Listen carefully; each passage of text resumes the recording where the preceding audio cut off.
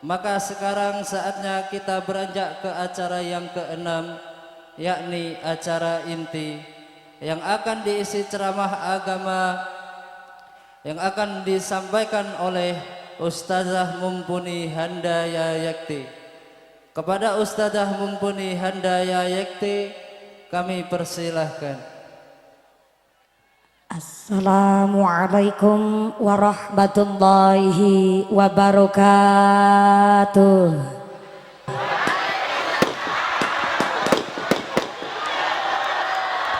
Bismillahirrahmanirrahim. Alhamdulillahi rabbil alamin. Wassalatu wassalamu ala asrafil anbiya'i wal mursalin wa ala alihi wa sahbihi ajma'in. Allahumma salli ala sayyidina Muhammadil fatih lima ukhliq wal khatimi lima sabaq nasiril haqqi bil haqq wal hadi ila siratikal mustaqim wa ala alihi haqqa qadrihi wa miqdarihil azim. Bismillahi masyaallah la yasuqul khaira illallah. Bismillahi masyaallah la yasrifus su'a illallah. Bismillahi masyaallah ma kana min nikmatin faminallah. Bismillahi masyaallah la haula wa la quwwata illa billah. Amma ba'd. Hadaratal mukhtaramin wal mukaramin, para alim, para ulama, para asatid wal ustadzah yang kami hormati dan yang kami muliakan. Wabil akhos kepada akhinal kiram Dr. Ki Haji Sofyan Hadi yang selalu bersanding kitab suci. Mudah-mudahan dzurriyyah kita semua kalubiran ilmu berkah dari Romo Ki Haji Sofyan Hadi, dijadikan dzurriyyah yang ahli taqwa, ahli ilmi wa ahlil khair. Amin Allahumma ya rabbal alamin. Wabil akhos kepada Dr. Ki Haji Sofyan Hadi yang kami hormati dan yang kami ta'zimi. Wabil akhos kepada akhinal kiram Romo Kiai Muhammad Yasin yang kami hormati dan yang kami cadong barokah doanya.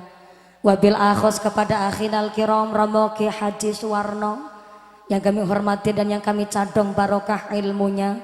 Wabil akhos kepada akhinal kiram Bapak Kiai Suratman yang kami hormati dan yang kami taati fatwa dan juga dawuh-dawuhnya. Wabil akhos kepada Romo Kiai, Bapak Kiai, para ukhtinal karimah, para ibu nyai yang tidak bisa kami sebut asma karimnya, tidak mengurangi rasa ta'zim kami yang kami hormati dan yang kami muliakan.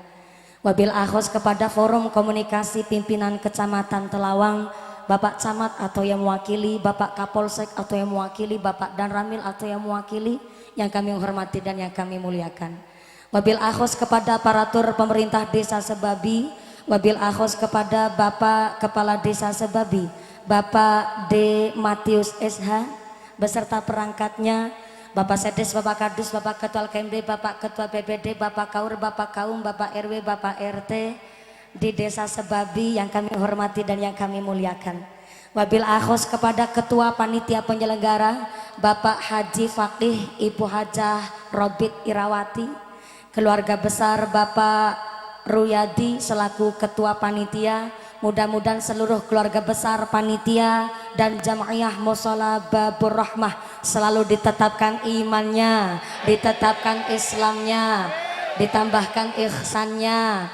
Amin Allahumma. Wabil akhos kepada Tanfidiyah Suriah Nahdlatul Ulama Ranting Sebabi yang kami hormati dan yang kami muliakan. Tak lupa kepada keluarga besar Muslimat Nahdlatul Ulama, Fatayat Nahdlatul Ulama, keluarga besar Jamiyah Yasin Mushola Babur Rahmah yang kami hormati dan yang kami muliakan. Tak lupa kepada keluarga besar Gerakan Pemuda Ansor, rekan-rekan Banser dan Denwatser yang kami hormati dan yang kami muliakan. Tak lupa kepada Ibnu IPPNU Jamiah Maulid Simtuduror yang kami hormati. Wabil akhos kepada para agnia donatur. Mudah-mudahan seluruh keluarga besar dermawan dan donatur diberikan sehat panjang umur yang manfaat yang barokah. Sumrambah kepada kita para jamaah. Amin Allahumma. Para tamu undangan yang berdiri ngadeg, muga-muga imannya yang jejeg, yang duduk lenggah geliasah, yang ahli ibadah, yang lagi sakit muga-muga ilang sakite, yang lagi meriang ilang meriange, yang lagi wudunan ilang wudune, yang lagi lara mata ilang larane, dikasih sehat walafiah, diberikan ghirah semangat ibadah Allahumma. Para bapak haji, bu hajah, santriwan santriwati, jombloan jomblowati, mbah kakung mbah putri, yang perawan-perawan moga-moga cepet dapat suami, yang jokot-jokot cepet rabi, yang duda janda enggal ulih ganti, yang tua-tua moga-moga cepet entuk rezeki, enggal berangkat haji Allahumma. Seluruh keluarga besar masyarakat Desa Sebabi, Kecamatan Telawang yang saya hormati.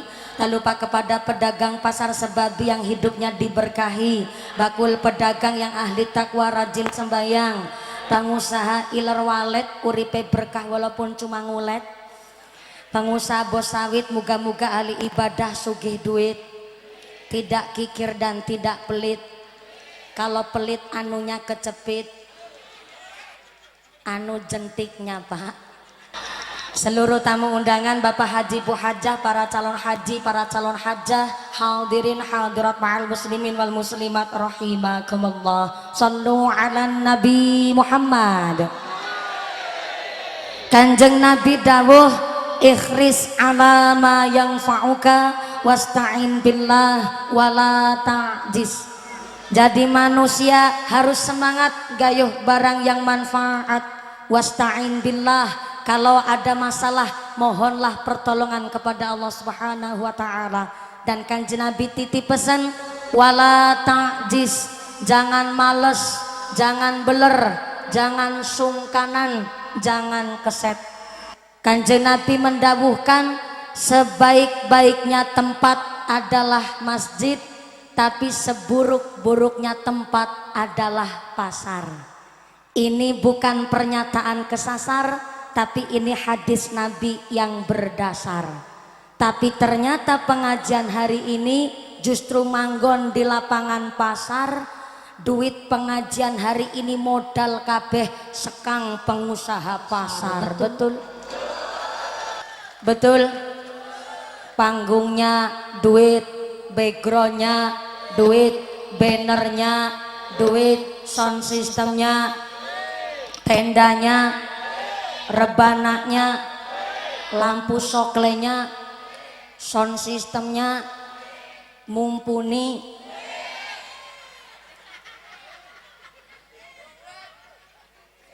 Maka kena apa? Masuk ke dalam pasar ada adabnya, ada doanya. Menurut kitab Nasaihul Ibad, doa masuk pasar Bismillahirrahmanirrahim. La ilaha illallahu wahdahu la syarikalah, lahul mulku walahul hamdu yuhyi wa yumit wa huwa hayyul la yamut biadikal khair wala kulli syai'in qadir. Falahu alfa alfi hasanah. Siapa yang masuk ke dalam pasar doa seperti itu mangke niki, maka beribu-ribu kebaikannya akan dicatat wonten ngarsane Gusti Allah. Amin Allahumma. Kenapa masuk pasar kudu berdoa? Karena ternyata nang pasar akeh setan, akeh setan, akeh setan. Setan. Oh, saya disuruh berdiri Pak. Boleh saya berdiri? Pareng kula ngadeg, angsal kula cuma ngadeg. Oh, ada campur orang Jawa. Mohon izin saya sambil berdiri Pak Kepala Desa, Kiai mohon izin. Alhamdulillah. Keton merongose. Keton merongose. Cek dulu sampai belakang. Assalamualaikum. Ya Allah, ngajinya di petengan. Ngaji di petengan ada satu kenikmatan, kalau ngantuk nggak konangan. Tapi ya kebangetan masa yang ngundang mumpuni nunggu jadwal setahun masa ditinggal ngantuk. Gedang kluthuk godhonge sengkleh, wong ngantuk lambene ndop. Gedang kluthuk dipangan uler, wong ngantuk mangakaro. Sebelah kanan. Assalamualaikum. Ngajinya semangat, alhamdulillah. Toriknya juga sudah 2 kali rawuh wonten mriki Romo Ki Haji Sofyan Hadi. Berarti ini ngajinya nggak usah lama-lama ya Bu. Sing lama. Bahasa ngendi gue sing lama. Ngajinya mau sebentar apa lama? Sekedap nopo dangu, sedelo nopo suwi. Ukuran suwe tenggene sebabi berapa jam? Berapa jam? Bentar, saya naik 9:30, berarti turunnya ngaji jam berapa? Jam berapa? Jam 2 subuh. Masya Allah. Berarti ngajine 4,5 jam. Ngundang apa ngontrak Bu? Ngaji sampai Padang jam 1/2. Maaf Pak Kades, Pak Kiai, disebabi ada mubalik ceramah 4,5 jam ada Kiai. Kalau Pak Kiai mesemnya aja jujur. Saya tanya sama Pak Kades maaf, ada disebabi pemuka agama ceramah sampai 4,5 jam ada Pak Kades? Senyumnya Pak Kades mencurigakan. Kalau jawab ada ketara ngapusi mumpuni, jawabnya nggak ada khawatir besok nggak dipilih lagi. Ya udah saya tanya manjenengan, ada disebabi Kiai ceramah 4,5 jam ada? Ada. Kiai siapa tuh? Sinten? Nyong. Mumpuni. Ngaji 4,5 jam. Mudah-mudahan sampai punah tidak ada halangan satu apa, bawa manfaat maslahah, gawa barokah. Amin Allahumma. Kenapa masuk pasar ada doanya? Soale nang pasar akeh setan.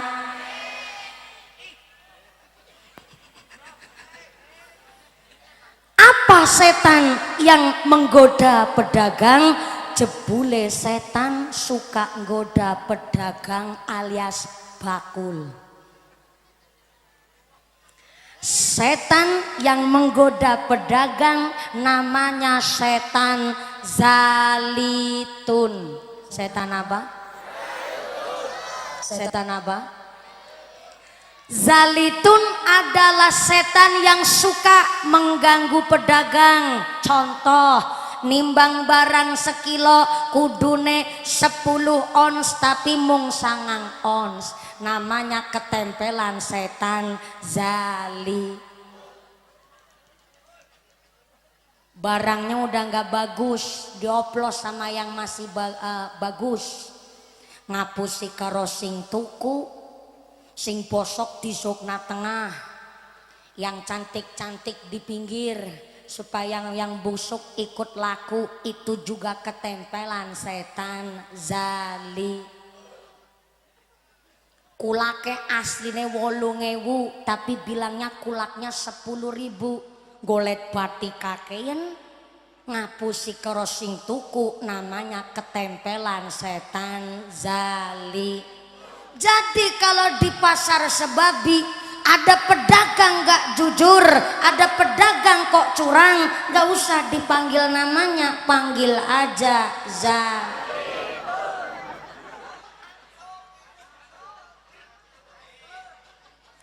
Repote dadi pedagang salat digawe gampang, apa maning dagangane laris, durung salat ngakune.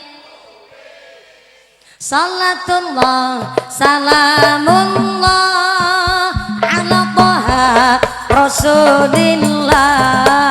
Salatullah salamullah ala Yasin Habibillah. repote dadi bakul, ngomong salah ngakune bet, apa maning dagangane laris, pelem kecut ngakune. Salatullah salamullah ala Taha Rasulillah. Salatullah Salamullah ala Yasin Habibillah.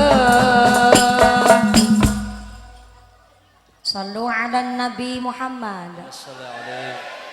Maka kata Nabi, ada orang yang kena bendu. What is a bendu? Nggak tahu bendu, Bu. Ya makanya saya tanya. What is a bendu? Bendu is a azab, you know. Orang yang kena azab, cara basa Cilacap kue bendu, dibenci plus kena azabnya Gusti. Siapa yang pertama? Toma minanas. Saya ulang. Orang yang kena azabnya Gusti Allah, dibenci oleh Gusti Allah, pertama toma minanas. Tulis. Sebelah kanan, Bu. Assalamualaikum. Bawa buka apa enggak? Kebiasaan. Sebelah kiri, assalamualaikum. Bawa buku apa enggak? Ya udahlah, enggak apa-apa. Bapak assalamualaikum. Bapak-bapak bawa buku napa mboten? Beto pulpen mboten?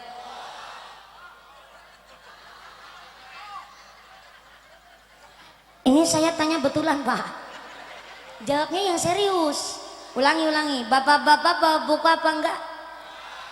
Beto pulpen mboten? Enggak bawa buku tapi bawa pulpen. Mana pulpennya? Gimana? Kejagongan.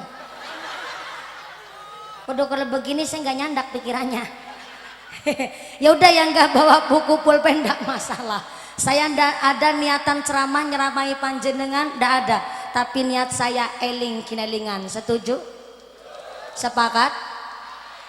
Toma minanas, orang yang kena azabnya Gusti Allah adalah orang yang suka ngakal-ngakalin hartanya orang, minteri dunyane wong, suka minteri harta orang lain. Siapa? Contoh rentenir, tukang ngerolas no duit, tukang mana no duit. Onten teng mriki onten. Ada. Berangkat orangnya.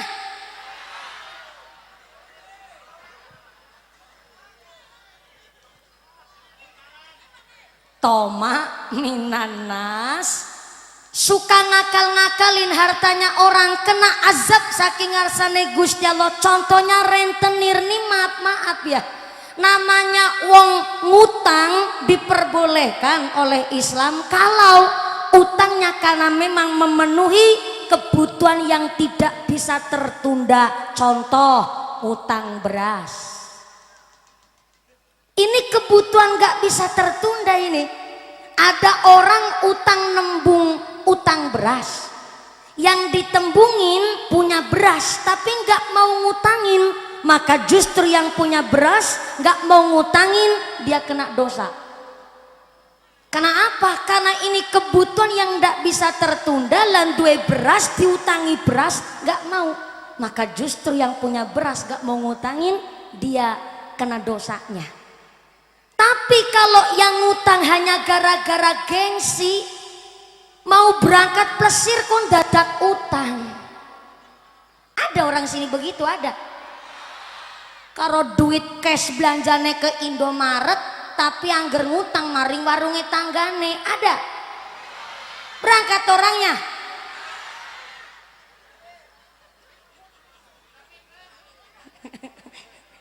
Itu yang nggak boleh.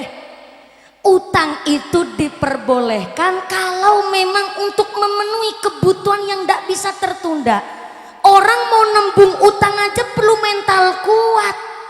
Mau berangkat bilang mau utang, maju munduran. Sida oraya. Sida oraya. Sini ada bahasa sida enggak? Ada orang Cilacap ada. Orang Demak ada. Orang Banjarmasin ada. Alhamdulillah. Ini bahasanya campur sari ya Bu. Maaf ya Pak Kades, saya ini asli orang Cilacap Jawa Tengah, jadi bahasanya ngapak. Ya udah deh, persetujuan dulu ini. Malam hari ini kita ngaji mau pakai bahasa Indonesia, bahasa Inggris.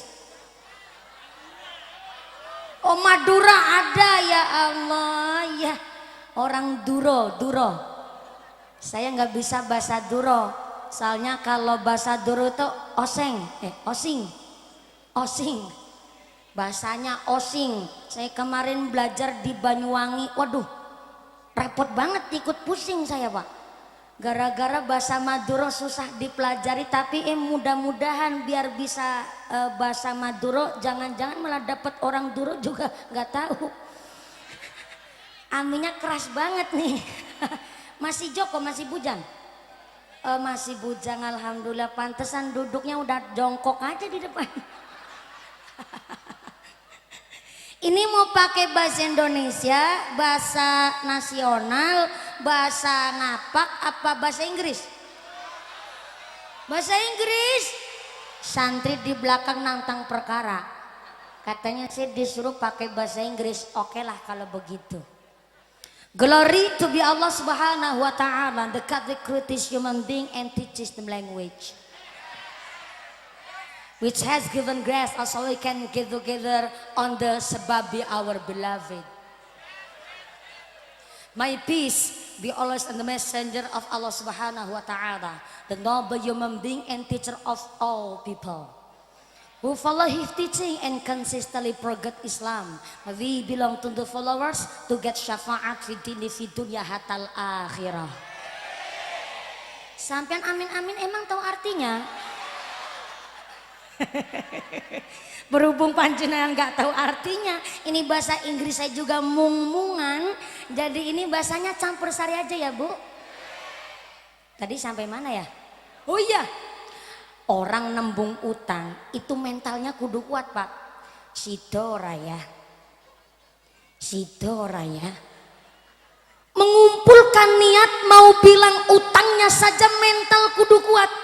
Lah udah mau nembung utang, yang diutangin bilang ngapunten ya Bu lagi paceklik, sini bisa ngutangin. Aduh, mundurnya Bu isine luar biasa.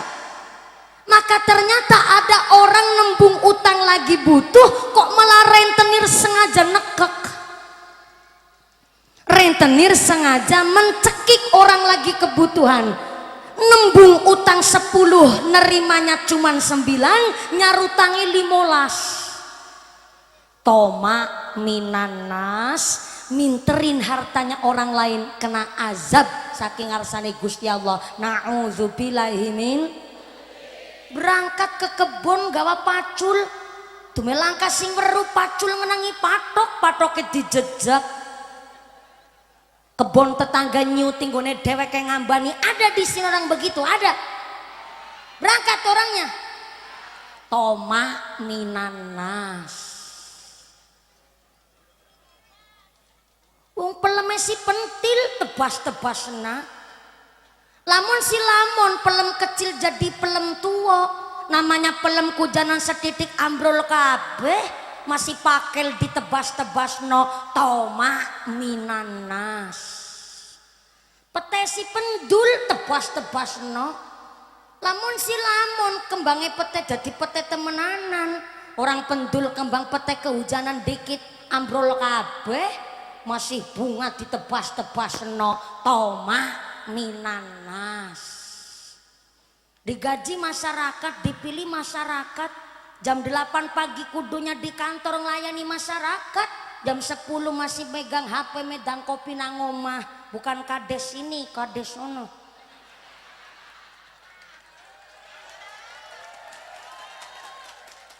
Maaf ya Pak Kades, jadi nggak enak. Toma minanas, minteri orang, ngakal-ngakalin orang demi ngakai hartanya, maka ternyata disebut orang yang kena azab saking ngarsane Gusti Allah. Na'udzubillahi min. Maka wahyu diberikan kepada nabi dan rasul, ada ilham diberikan Allah kepada makhluknya, tapi ada iklam manusia yang dipilih oleh Gusti Allah. Maka Gusti Allah ngendikaaken tenggene Al-Qur'an, wa auha rabbuka ilan nahli, ada makhluk namanya an-nahl, tawon, lebah, diutus oleh Gusti Allah untuk dijadikan percontohan. Ternyata tawon, lebah, an-nahl dipun paringi ilham untuk kelakuannya ditiru oleh manusia. Halo. Halo. Namanya hewan itu punya konotasi negatif. Orang kalau disama-samakan dengan hewan gak mau. Tapi ternyata ada hewan dikasih ilham, dipilih oleh Gusti Allah untuk dijadikan contoh. Sekelakuannya disuruh ditiru oleh manusia. Namanya tawon, lebah. Lebah punya sifat pertama, perutnya selektif. Apa yang masuk ke dalam perut itu diseleksi terlebih dahulu, nggak sembarangan makan. Jangankan yang haram, syubhat saja tawon nggak mau makan. Maka karena makanannya masuk bersih, keluarnya manfaat. Masuk ke dalam perut adalah barang yang dirahmati oleh Gusti Allah. Sekali keluar, keluarnya pun madu. Itu sifatnya lebah. Cari nafkah, dia cari ma'isyah, kerja dengan cara terbang, mulia derajatnya lebah. Maka tawon gak sembarangan makan, wong kerjanya aja udah halal. Cari rezeki yang bersih, sekali makan gak mau makan sembarangan. Sehingga pernah lihat ada tawon makan tahu. Kenapa tawon gak mau makan tahu? Loh, perutnya aja selektif. Masuk ke dalam perut diseleksi terlebih dahulu, nggak sembarangan makan. Maka namanya tawon, sekali kerja dia cari ma'isyah, cari hal yang baik, yang halal, yang toyib. Maaf Pak, saya mau tanya. Assalamualaikum. Sodakoh, saya napa mboten? Sebelah kiri, halo. Sodakoh bagus nggak? Sodakoh baik nggak? Sodakoh baik, tapi ternyata untuk sodakoh kok dari rezeki hasil korupsi. Maaf, ibarat wudhu tapi pakai air kencing. Sah nggak? Sodakohnya sah nggak? Wudhunya sah nggak?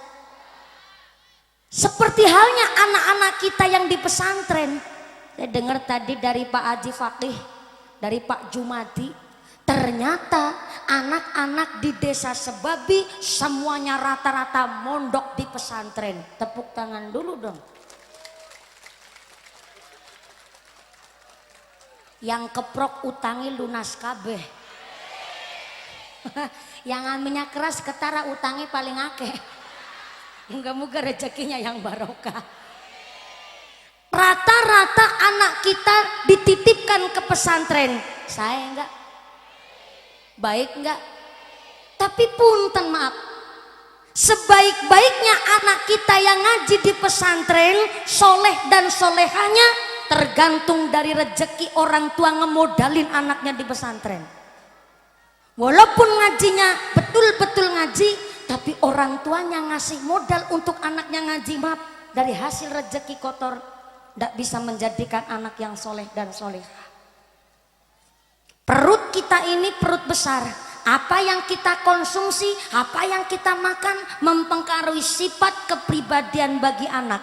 Maka namanya orang tua jangan sampai sesekali tegel, tega, ngasih rejeki sama anak istri, ngasih makan anak istri dari rejeki kotor. Jangankan yang haram, syubhat jangan sampai.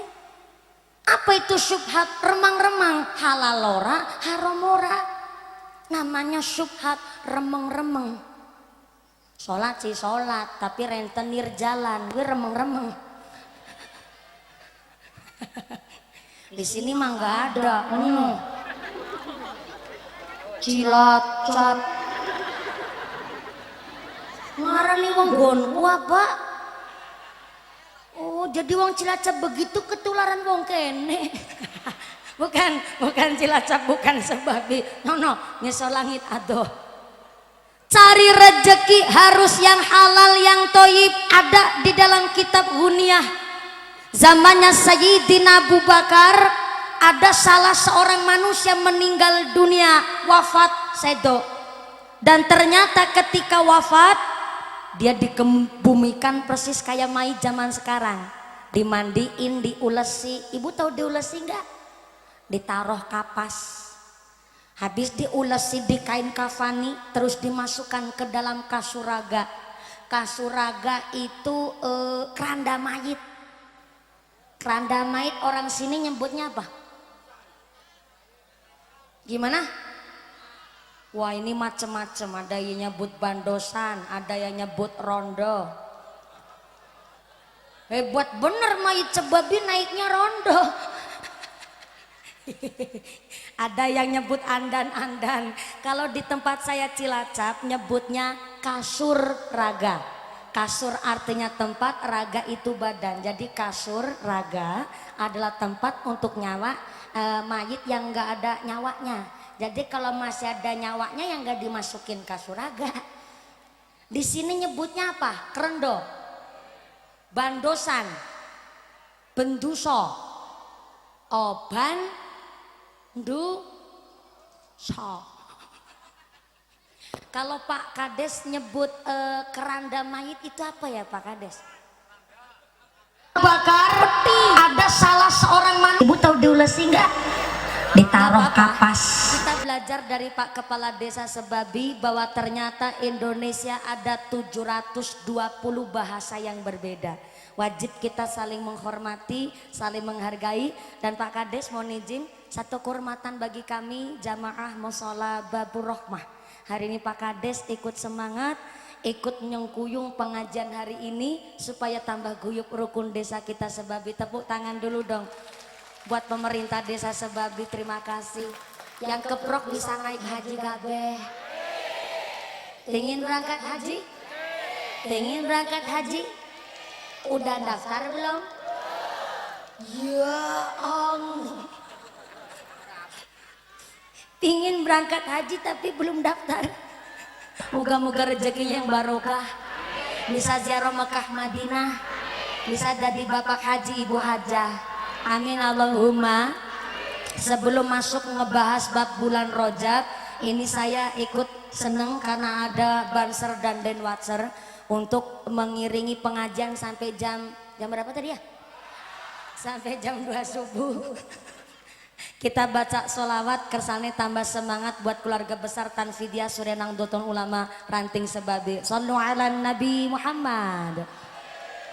Salatullah salamullah ala Taha Rasulillah.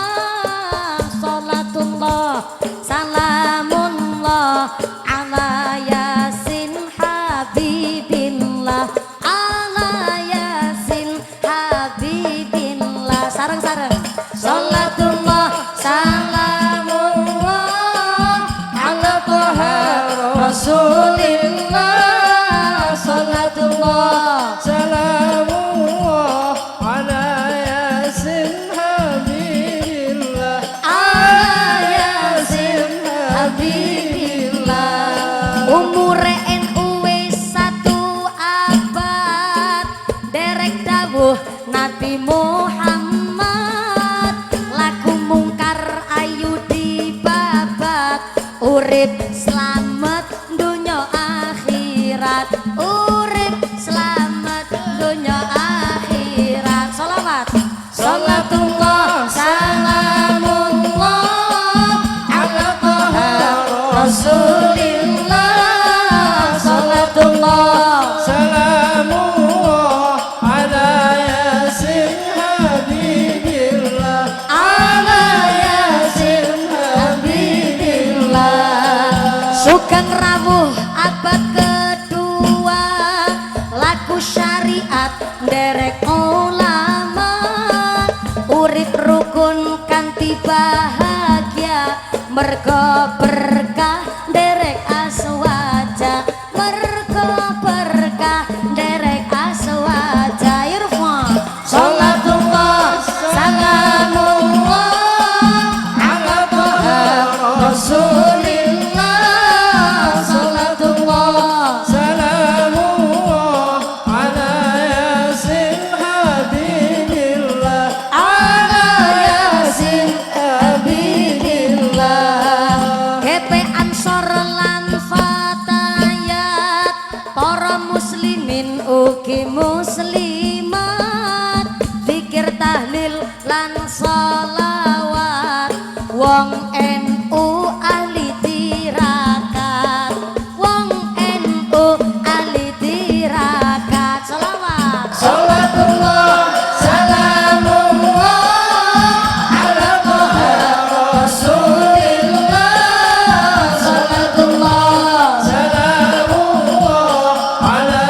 yasin habibillah ala yasin habibillah istighosah lan manakib laku wong NU jujur lan tertib maca Quran tansah urip kuat iman teguh ing prinsip kuat iman teguh ing prinsip sareng-sareng sholatullah salamullah ala taha rasulillah sholatullah salamullah ala yasin habibillah ala yasin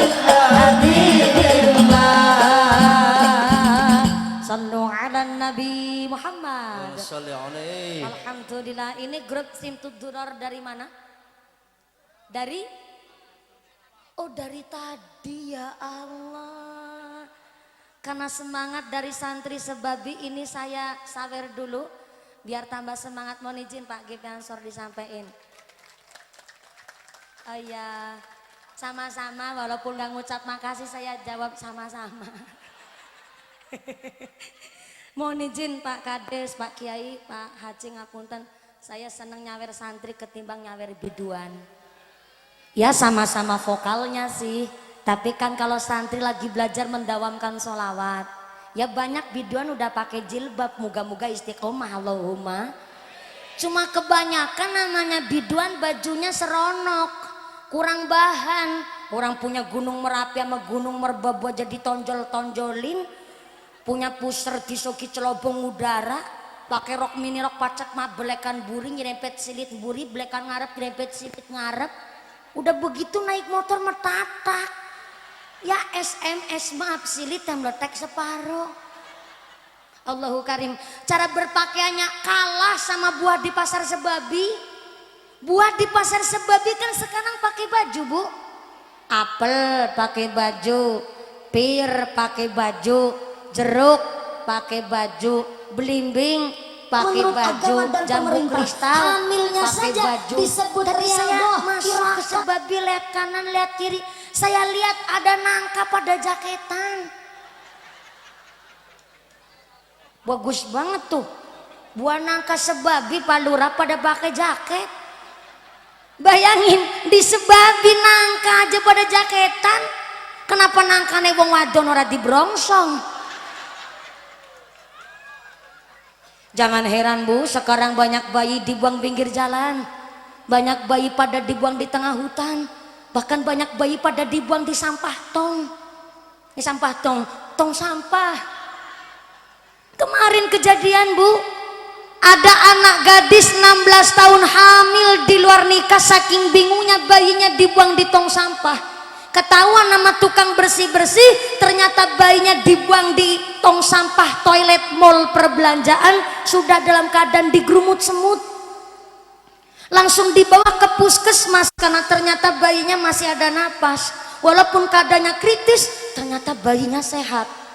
Dan ternyata dilihat di CCTV oleh Pak Polisi, ternyata yang ngebuang bayi itu adalah anak gadis usia 16 tahun yang hamil di luar nikah dan persalinan babaran di toilet umum pusat perbelanjaan alias mall. Saya heran Bu, nggak habis pikir ya.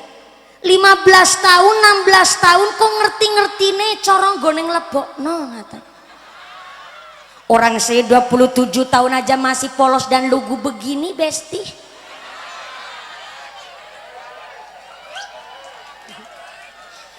Betul saya masih lugu banget Bu, palingnya dikit-dikit tahu Dikurutul Uyun lah, atau kitab yang rada vulgar dikit, kitab Fathul Izar kitab cara buka sarung.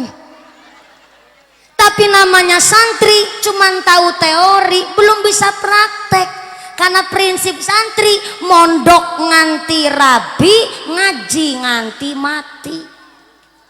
Lah 16 tahun kok ngerti-ngerti nih corong goneng lebok no. Dadak takung lebok na apa? Ora samule ku campur. Melu bayari ora. Tapi ikut iuran ya Bu. Ikut patungan. Ya Allah. Jadi ke judul aku kiai urunan. Mudah-mudahan gawa barokah Allahumma. 16 tahun hamil di luar nikah, ini yang kemarin saya bahas sama kiai saya. Kiai, saya mau tanya Kiai, kenapa ya orang kalau berbuat zina hamilnya itu malah belendungnya nggak kelihatan, sampai ketika babaran persalinan nggak ada yang ngebantu, bisa babarannya normal, bayinya selamat dan setelah melahirkan seperti tidak terjadi apa-apa. Itu kenapa ya Kiai? Saya tanya begitu sama kiai saya. Kiai saya ngejawab pakai dasar tentunya. Kata Imam Al-Ghazali, seorang perempuan yang berbuat zina hamil di luar nikah, kenapa babarannya kerasa enak dan seperti tidak terjadi apa-apa? Karena dia tidak mendapatkan pahalanya wong meteng dan tidak mendapatkan berkah ganjaran melahirkan anaknya. Ketika mati pun tidak disebut mati syahid. Na'udzubillahimin. Beda aman jenengan Bu. Anda yang punya suami nikahnya sah menurut agama dan pemerintah, hamilnya saja disebut riyadhah, tirakat sama Gusti Allah. Sampai kata Imam Al-Ghazali, ibu rumah tangga yang hamil ketika babaran kerasa sakit yang luar biasa, karena sampai sakitnya itu setengah mati. Kenapa setengah mati? Karena nggak mati sekalian. Loh kalau mati sekalian nggak bisa diceritakan Pak. Rasanya orang persalinan babaran Pak, wetengki kayak nasi ngelilit, kene gegerasannya bengkek banget, sampai pinggang ini rasanya mau patah.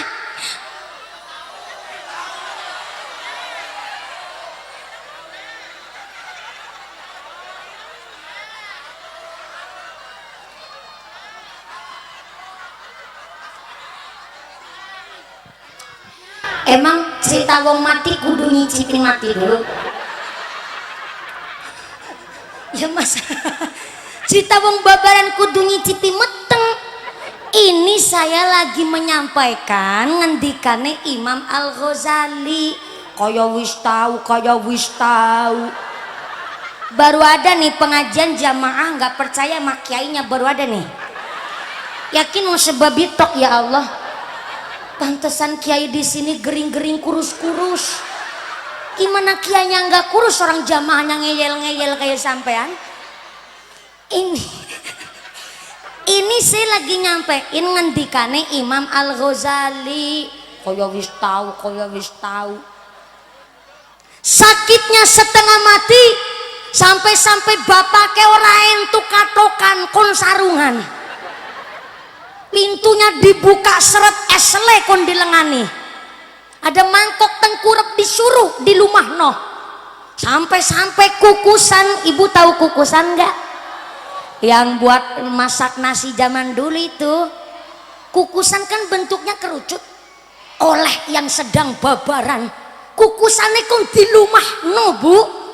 Saking ngempet sakitnya wong merasakan babaran. Kenapa seorang ibu rumah tangga ketika melahirkan rasa sakit yang begitu sungguh? Karena ternyata Imam Al-Ghazali mengatakan babaran krasa lara dalam rangka melunturkan dosa-dosa Anda sebagai seorang ibu. Mantep apa mantep?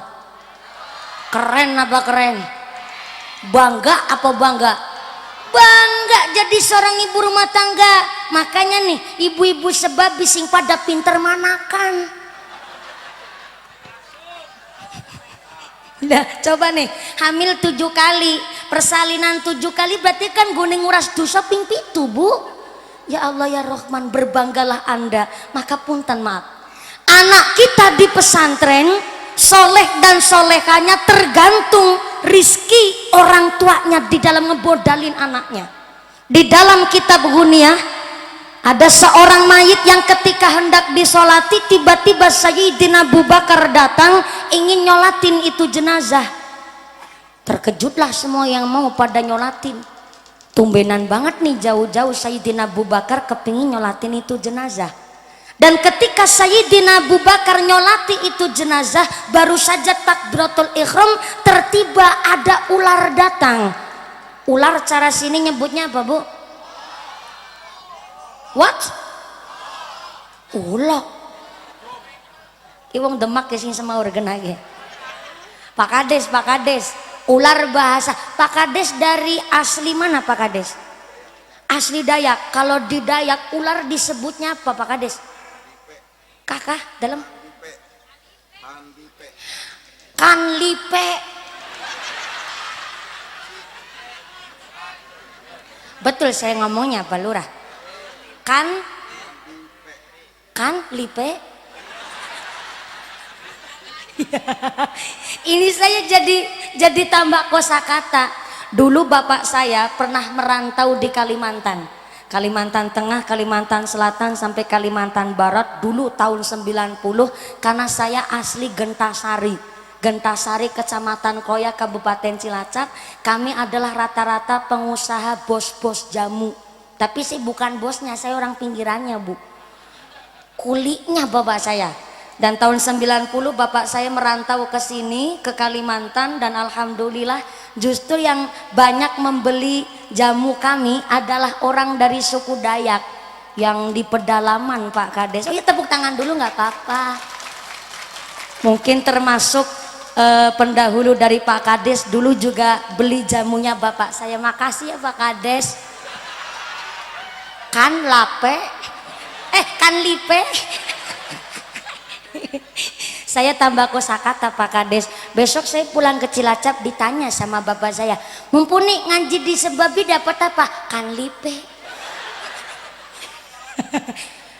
Ulah.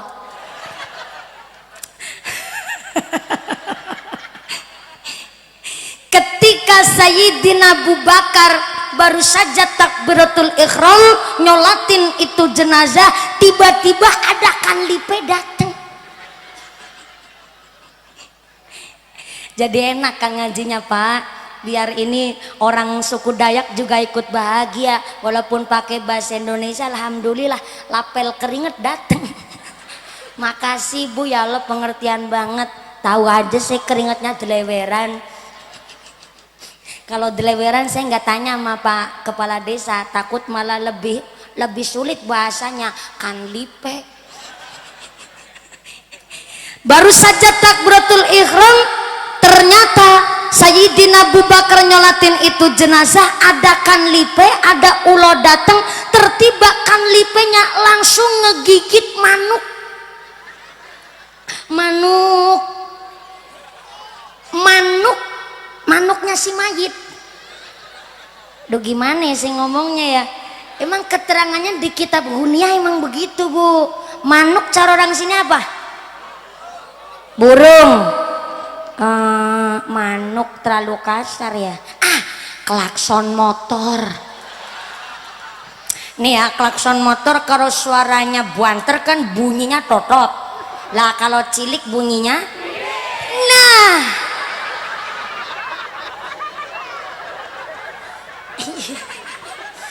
itu yang saya maksud. Cuma saya nggak tega ngomongnya. Yang buanter bunyinya totot, yang kecil bunyinya, nah lebih sopan ngucap manuk aja ya Bu ya. Ternyata Sayyidina Abu Bakar takbiratul ihram, ada kanlipe datang, kanlipenya langsung ngegigit manuknya si mayit. Sayyidina Abu Bakar terkejut, langsung ngambil pedangnya dihunuskan untuk mencelaskan lipe. Ketika kanlipenya mau dipencelas, ternyata kanlipe bisa ngomong kayak manusia. Assalamualaikum Sayyidina Abu Bakar. Waalaikumsalam, subhanallah. Kanlipe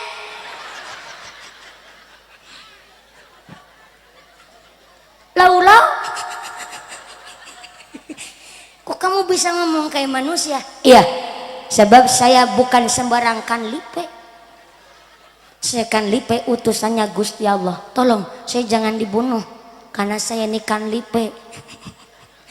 Kanlipe utusannya Gusti Allah, jangan dibunuh. Jangan dibunuh saya. Sayyidina Abu Bakar. Akhirnya Sayyidina Abu Bakar mengembalikan pedangnya. Kemudian Sayyidina Abu Bakar ngobrol sama ulau itu tadi. Laulau kanlipe, tadi saya mau ngebunuh sampean. Sampean aneh, datang langsung ngegigit manuk. Kenapa yang digigit bukan lehernya? Kenapa yang digigit bukan kakinya? Kenapa yang digigit bukan jempolnya? Dan kenapa milih manuknya? Emang manuknya salah apa sama sampean kanlipe? Begini Sayyidina Abu Bakar, ini manuk bukan sembarang manuk, ini manuk yang ada matanya. Nggak ada matanya. Si diutus oleh Gusti Allah supaya ngegigit ini manuknya si mayit, karena mayit ini waktu lagi hidupnya pipis tapi ceboknya nggak bersih. Waduh, begitu amat fanatik kamu kanlipe. Ini bukan fanatik. Sholatnya nggak ketinggalan, ahli ibadah, seneng tadarus Quran, tapi ternyata ceboknya nggak bersih. Saya diutus oleh Gusti Allah supaya ngegigit anu manuknya. Cuma gegara ceboknya nggak bersih Pak. Kanlipe ngegigit manuk. Innallaha yuhibbut tawwabina wa yuhibbul mutatahhirin. Allah cinta kepada manusia yang bertaubat, dan Allah cinta kepada manusia yang menjaga kesucian diri, baik kesucian pikir, kesucian hati, apalagi kesucian rezeki. Maka maapunten, justru Kanjeng Nabi menganjurkan bapak-bapak laki-laki kalau pipis sambil dodok, sambil jongkok alias tongkrong, you know. Kenapa laki-laki disuruh pipisnya sambil jongkok? Karena pertama secara ilmu kesehatan, orang laki-laki kalau maaf ya, air pipisnya sambil dodok, sambil tongkrong, ini membantu mengeluarkan penyakit lewat keluarnya air urin. Justru kalau dodok sambil jongkok itu pipis dalam keadaan yang sehat. Yang kedua, wong lanang pipis sambil dodok nikus supaya nggak soar sawer. Benora menceng, bukan saya yang ngomong, tuh belakang tuh yang nambah-nambahin. Benora soar sawer, tapi nyatanya praktek di lapangan tidak seperti itu. Banyak bapak-bapak maaf pipis sambil ngadeg dicempet nawit sawit. Maaf ya, boro-boro cebok malah mau coba tabit natro, masih mending coba tabit noh, malah kadang karo diselentiki.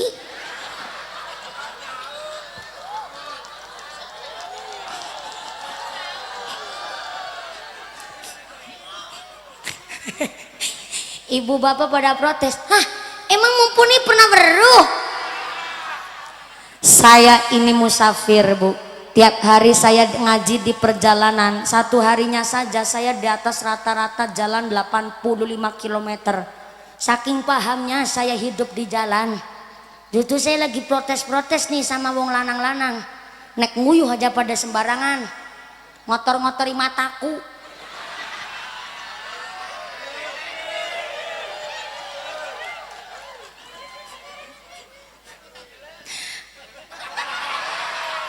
Orang usah deleng genanu liwat nyong.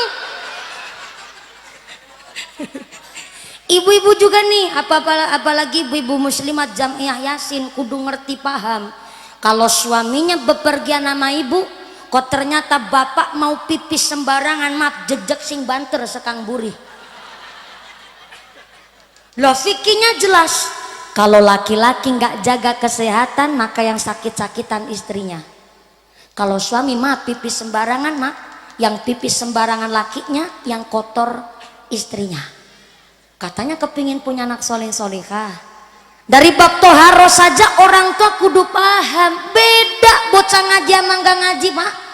Orang kebiasa ngaji paham apa yang membatalkan wudhu, apa yang membatalkan sholat paham. Tapi kalau bocah wong nggak ngaji nggak tahu apa yang membatalkan wudhu, apa yang membatalkan sholat, pipis saja nggak tahu ilmunya. Namanya orang nggak ngaji. Maka kenapa anak-anak kita rata-rata di pesantren, ngaji di Pak Kiai, ngaji tanggane punyai, karena supaya tahu apa tujuan maksud hidup di dunia. Maaf, sepahit-pahitnya santri lulus dari pesantren jadi alumni kok ibaratnya dodo sawit dina-dina. Tetap namanya santri dia sukses di dalam ngaji. Kenapa? Punya dasar, punya pondasi hidup. Tidak ada niat saya membandingkan. Hanya lulus sekolah formal, lulus S2 magister, habis lulus S2 titelnya magister kok terus ngarit, kan kurang pantas bu. Walaupun jurusannya pertanian, tapi kalau santri habis ngaji jadi alumni, lanjut kuliah pantes, nyalon kades pantes, langsung nikah pantes, sampai-sampai namanya santri pinter beradaptasi di masyarakat.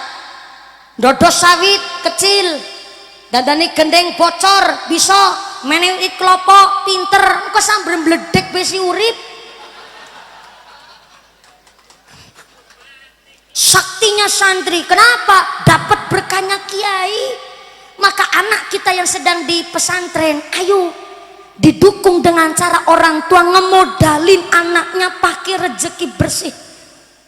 Jangan sampai orang tua ngasih nafkah sama anak barang syubhat, apalagi barang haram. Ada satu riwayat di Magelang, Jawa Tengah, seorang tiang sepuh yang menitipkan anaknya di pesantren. Kiai, ini yogo kulo, bahasa halusnya. Kiai, ini anak saya titipkan di pesantren Kiai, monggo silahkan digula wentah. Kalau anak saya nakal cupit aja, ikhlas saya. Anak saya ngebantah, teplak bae, ikhlas saya. Silahkan anak saya digula wentah, tolong jadikan anak saya anak yang punya adab. Ketika anak saya di pesantren mampu menghormati Pak Kiai, berarti saya telah sukses mendidik anak saya. Begitu kata orang tuanya. Apa jawab Kiai? Pak, saya cuman dewan guru, putra panjenengan dititipkan di pesantren, pesantren cuma wadahnya, wadah itu pun tergantung isinya.